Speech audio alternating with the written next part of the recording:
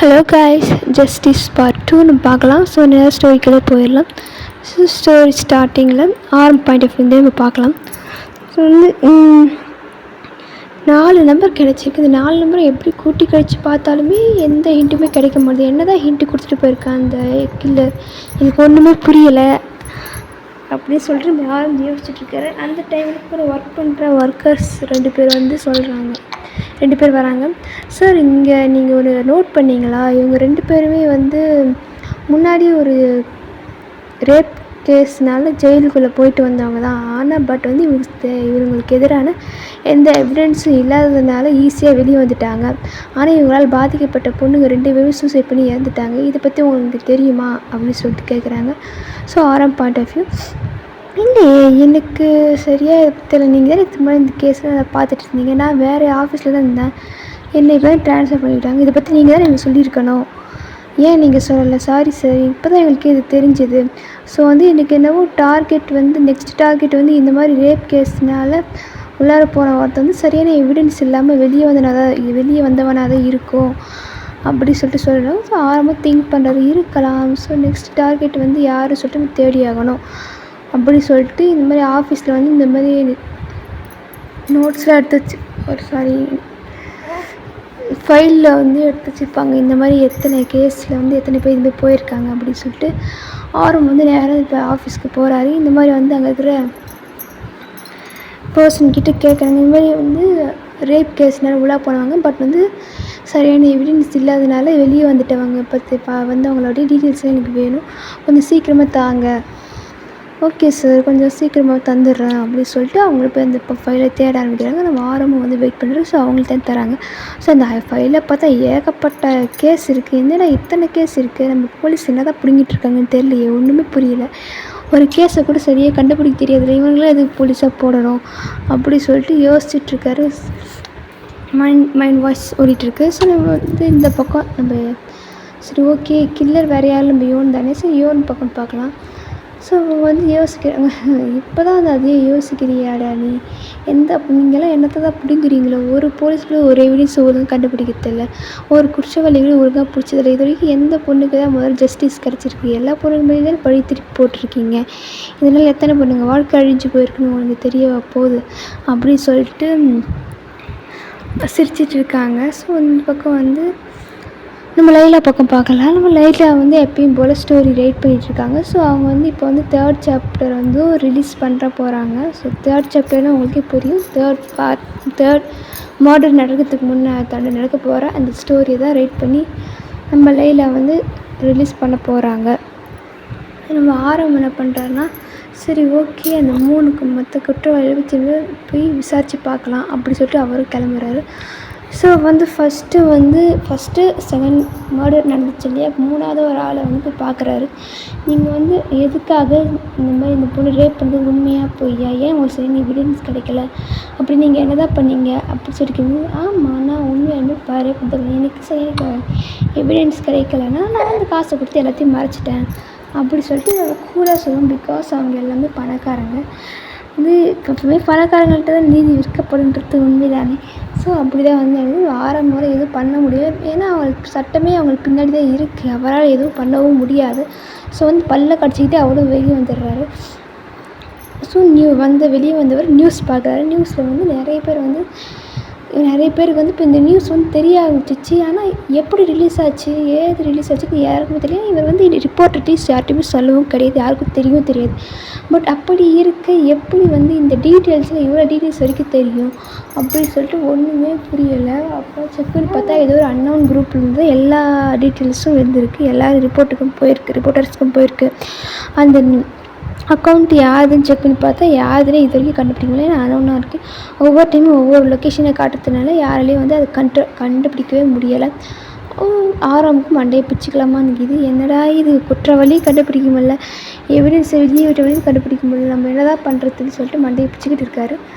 So வந்து யோன் வந்து பார்க்குறாங்க, நீ எவ்வளோ மண்டையை பிடிச்சிக்கிட்டு சுற்றுங்கடா, அதுக்கு தானே நீ இதை பண்ணுறேன் நான் அப்படி சொல்லிட்டு யோசிச்சுட்டு இருக்காங்க. ஸோ நம்ம பாயிண்ட் ஆஃப் வியூ, சரி ஓகே, நம்ம வந்து இப்போ வந்து யார் வந்து நெக்ஸ்ட் டார்கெட்டை வைப்பாங்க சொல்லிட்டு நல்லா தேடி பார்க்கணும் அப்படின்னு சொல்லிட்டு ஃபஸ்ட்டு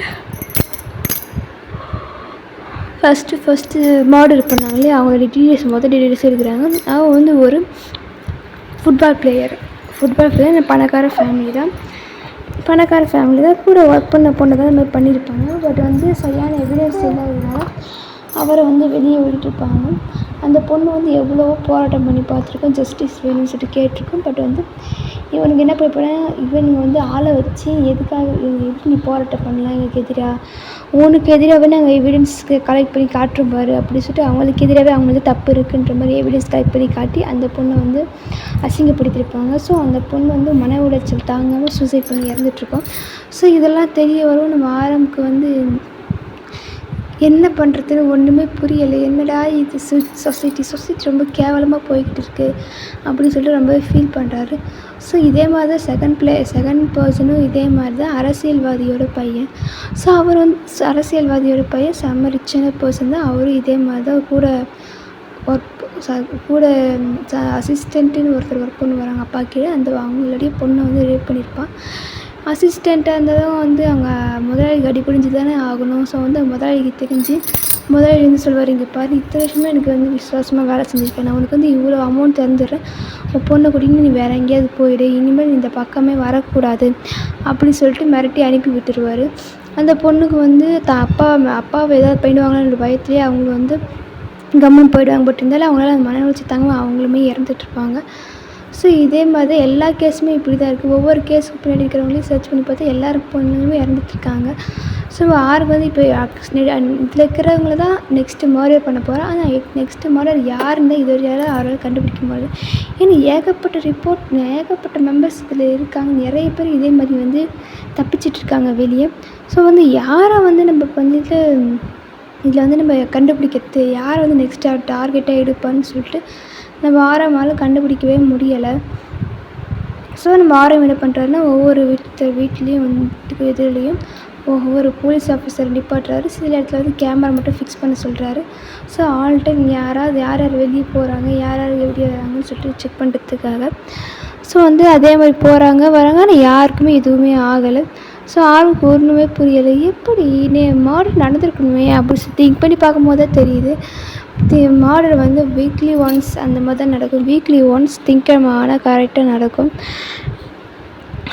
அதுதான் நம்ம யாரும் மிஸ் பண்ணிட்டாரு. ஸோ வந்து ஓகே இப்படி தான் ஆகும், மண்டே வரைக்கும் வெயிட் பண்ணி பார்க்கலாம் அப்படி சொல்லிட்டு மண்டே வரைக்கும் வெயிட் பண்ணுறாரு. ஸோ மண்டே நைட்டு வருது.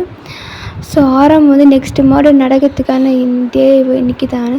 ஸோ எந்த இடத்துல நடக்கும் எப்படி நடக்கும்னு யாருக்குமே தெரியாது. ஸோ ஒரு பர்சனாச்சும் கண்டிப்பாக கிட்னாப் பண்ணியிருப்பாங்கன்னு சொல்லிட்டு அந்த பர்சன் எல்லா இடத்துலையும் தேடி பார்க்குறாங்க. பட் வந்து பர்சன் யாருமே கிட்னாப் ஆன மாதிரியே தெரியலை.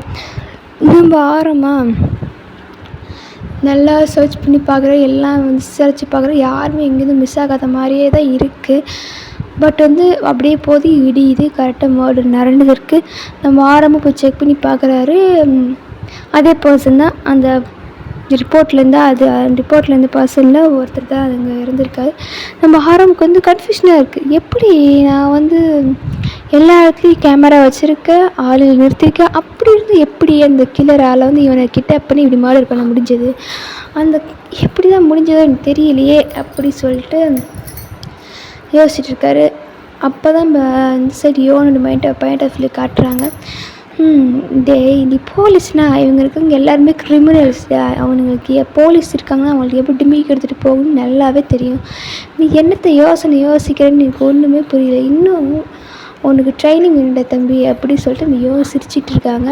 ஏன்னா அந்த பர்சன் வந்து நம்ம போலீஸ் நம்மளை வாட்ச் பண்ணுறாங்கன்னு சொல்லிட்டு அவரை மாதிரியே அவருடைய ஃப்ரெண்டை வர வச்சு அந்த இடத்துல அவர் மாதிரியே இருக்கிற மாதிரி ஒரு அலிமி க்ரியேட் பண்ணிவிட்டு அவன் எஸ்கேப் ஆகிட்ருக்கான்.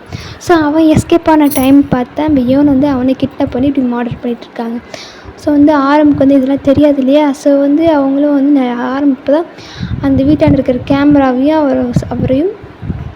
அவர் செக் பண்ண சொல்லி போட்டிருந்த ஆளையும் விசாரித்து பார்க்கும்போது தான் தெரியுது, நல்லா சர்ச் பண்ணி பார்க்கும்போது தான் தெரியுது அவரே இல்லை, அவருடைய ஃப்ரெண்டுன்னு சொல்லி அவரோட ஃப்ரெண்டை போய் அடித்து பிடிச்சி கேட்டால் தான் தெரியுது. இந்த மாதிரி என்னை போலீஸ் வந்து சுற்றி வலிச்சு போட்டாங்களே, இந்த வந்து கொஞ்சம் ஒரு ப்ரைவசியே கிடைக்க மாட்டேது, கொஞ்சம் என்ன மாதிரி நீங்கள் கொஞ்ச நேரம் இரு, நான் போயிட்டு என் வேலையை முடிச்சுட்டு வந்துடுறேன்னு சொல்லிட்டு போனேன் சார், பட் இனிமேல் திரும்பி வரலை அப்படின்னு சொல்கிறாங்க. ஸோ வந்து இப்படியே பண்ணிட்டீங்கன்னா கண்டிப்பாக நீங்கள் சாக தானே போகிறீங்க அப்படின்னு சொல்லிட்டு போயிடுறாரு. சரி மறுநாள் நியூஸ் வருது, இந்த மாதிரி 3வது மர்டர் நடந்துச்சு, போலீஸ் என்ன வேலை பண்ணிட்டுருக்கு, போலீஸ் தூங்குறாங்களா அப்படி சொல்லிட்டு நியூஸ் வருது. நம்ம ஆரம்பிக்கா போட்டு கிளின்னு கிழிக்கிறாங்க நம்ம பேரை அப்படி சொல்லிட்டு டென்ஷனில் இருக்கார். ஸோ வந்து டென்ஷன்லேயே சுற்றிட்டுருக்காரு. கூட ஒர்க் பண்ணுறவங்க 2 பேரும், சார் ஃபீல் பண்ணாதீங்க சார், கண்டிப்பாக 2 பேரையும் எல்லாரையும் கில்லரை வந்து பிடிச்சிடலாம் சார், என்ன இருந்தாலும் இவங்களும் உத்தமம் கிடையாது, இவங்கள தப்பு செஞ்சவனுங்க தானே சார், இவங்களுக்கு தண்டனை கிடச்சி தானே சார் ஆகணும் அப்படி சொல்லிட்டு சொல்லுவேன். தண்டனை கிடச்சி தான் பார்க்கணும், ஆனால் அது எதுவும் நம்ம மூலியமாக தான் கிடைக்கணும். நம்மளுடைய வேலை என்ன, நம்மளுடைய வேலை கிரிமினலை பிடிக்கிறது மட்டும்தான், கொலை பண்ணுறவனை பிடிக்கணும். நம்ம கொலை பண்ணுறவனுக்கு துணையாக நிற்கக்கூடாது. என்ன பேச்சு பேசிகிட்ருக்கீங்க நீங்கள்? என்ன தான் இருந்தாலும் அவங்கள ஒரு ஹியூமன், கோர்ட் தானே அவங்க வந்து ரிலீஸ் பண்ணிச்சு, கோர்ட் தான் அவங்கள வந்து மறுபடியும் ஜெயிலில் போடணும். ஆனால் நம்மளே வந்து அந்த சட்டத்தை கையில் எடுத்துக்கக்கூடாது, இல்லை அது நமக்கும் அந்த கில்லருக்கும் என்ன வித்தியாசம் அப்படின்னு சொல்லி நம்ம ஆரம்பம் வந்து சர மாதிரியே கேள்வி கேட்காது கூட ஒர்க் பண்ணுற 2 பேரையும். ஸோ காய்ஸ், இதோட இந்த பாட்டை முடிச்சுக்க. நெக்ஸ்ட் பாட்டை வந்து நான் அப்புறமா அப்லோட் பண்ணுறேன்.